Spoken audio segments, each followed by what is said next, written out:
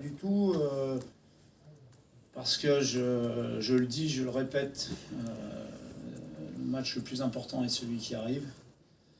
Faire des projections à un mois et demi, ça ne m'intéresse pas. Je ne sais pas ce qui va se passer d'ailleurs entre le match de demain et celui de Liverpool, puisqu'il y aura pratiquement un mois et demi entre les deux matchs, ou un mois.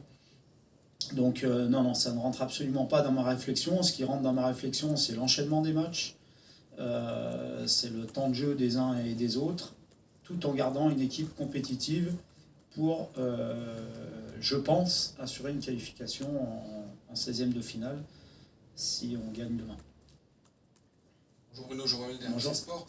Comment tu expliques le fait que vous avez toujours quand même bien négocié les semaines de Ligue des Champions avec des matchs en championnat, et notamment cette grosse semaine qui vous attend avec Marseille samedi, peut-être un match un peu trop rapproché pour vous, je ne sais pas. On a eu le cas déjà avec l'Atlético et Lens. Je pense qu'on a la chance, et encore plus aujourd'hui qu'avant le match de Lens, d'avoir un effectif au complet quasiment, qui me permet à la fois d'aligner une très très bonne équipe au départ demain et d'en aligner une autre samedi qui sera aussi une très très bonne équipe et compétitive. J'ai aussi la chance de travailler avec un groupe qui est très réceptif, très à l'écoute, qui a envie d'avancer, qui a envie de gagner, qui a envie d'atteindre les objectifs. Et ça, pour un entraîneur, c'est aussi quelque chose de très très appréciable. Voilà, je pense que c'est en partie dû à tous ces éléments. Maintenant, Benji l'a bien dit, il nous reste 3 matchs dans 3 compétitions différentes avant la fin de l'année. Et vous savez que tout est très fragile dans le football. Et chaque match, il y a une remise en question. Chaque match, tout est dans un sens ou dans l'autre détaillé, jugé, évalué.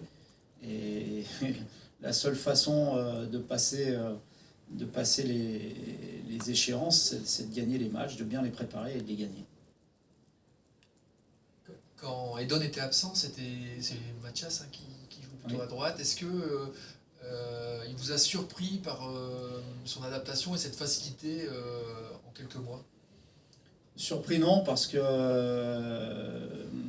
lorsque la cellule de recrutement m'a parlé de Mathias, je l'ai observé avec les montages qui m'avaient été faits et les qualités qui avaient été décelées par notre cellule étaient très présentes. Il est arrivé un petit peu sur la pointe des pieds. C'est un garçon qui est un petit peu introverti, un petit peu timide. Et il a mis un peu de temps à exprimer son potentiel. Il ne l'a pas complètement exprimé encore. Il a encore beaucoup de marge de progression. Mais il est en train, en tout cas, de progresser et de franchir un cap dans sa faculté à exprimer son potentiel, à prendre confiance pour montrer tout ce qu'il sait faire. Il a encore des choses à améliorer, j'en parle souvent avec lui, mais il est sur la bonne voie et c'est un garçon qui a un gros potentiel. Plutôt devant le but, des choses à améliorer? Non, il a aussi d'autres choses à améliorer dans ses déplacements, dans sa connexion au jeu, parfois. Et, il faut aussi qu'il soit encore plus concentré sur des phases où il n'est pas directement concerné. Il doit aussi gagner en régularité. Il doit savoir faire la différence quand il doit percuter, dribbler ou jouer plus simple. Varier son jeu encore, donc il y a encore beaucoup de choses, mais il a un potentiel énorme et je pense qu'il a aussi il est en train de prendre confiance en lui, ce qui est très très important pour un attaquant. Bonjour Bruno, Sébastien Noé de la Voix du Nord. Vous l'avez dit, vous avez récupéré par rapport à ces dernières semaines un effectif presque au complet, presque au complet, notamment un joueur qui a fait son retour plutôt réussi, notamment contre Brest, c'est Akon Haraldsson. Je voulais savoir déjà comment vous jugez son retour et comment il est, est-ce que vous le trouvez déjà à 100%, et surtout ce que son profil peut apporter de différent à l'équipe par rapport à ce que vous n'avez pas eu évidemment en début d'année. Non, je suis satisfait de son comportement contre Brest, même si on a vu, et c'est normal qu'il pouvait encore manquer de rythme, mais après 2 mois et demi d'absence, c'est complètement logique. Ce qu'il peut apporter à l'équipe, c'est que c'est un joueur d'abord qui est capable d'évoluer à plusieurs postes, qui a une qualité technique qui peut nous permettre encore d'avoir davantage de maîtrise, et un garçon qui a énormément de volume, que ce soit pour récupérer les ballons, mais aussi pour faire des courses vers l'avant, des courses verticales, soit pour être servi, soit pour libérer des espaces pour d'autres joueurs qui sont des courses très très importantes dans notre jeu. Bonjour Bruno, Bonjour. Raphaël Marquand pour Le Petit Joie. Il y a quelques jours à peine, on discutait avec vous longuement sur l'aspect mental de votre effectif, avec un problème concernant cet aspect depuis 3 ans. Par contre, en Ligue des Champions, on n'a pas du tout l'impression qu'il existe. Est-ce que vous êtes d'accord avec ça et quelles sont pour vous les raisons qui font que LOSC évolue sans complexe dans cette compétition? C'est une très bonne question.